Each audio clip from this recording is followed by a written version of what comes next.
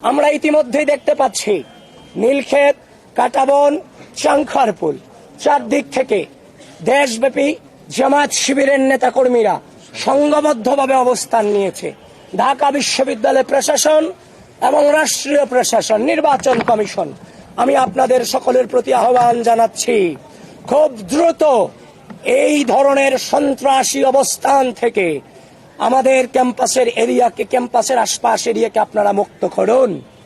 এই ধরনের যোদ্ধাংদেহী অবস্থান কোনোভাবেই আমরা গণঅভ্যুত্থান পরবর্তী সময়ে আশা করিনি এবং সেটা রাখিওনি।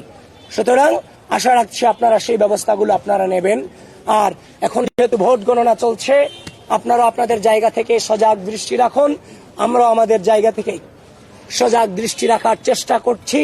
তবে বিশ্বাস করেন, এই নির্বাচন সুষ্ঠু, নিরপেক্ষ এবং গ্রহণযোগ্যভাবে যদি সত্যিকার অর্থে প্রতিফলিত হয়, তাহলে মনে রাখবেন বাংলাদেশ পন্থীদের ভূমিধস বিজয় অবশ্যম্ভাবী ইনশাআল্লাহ।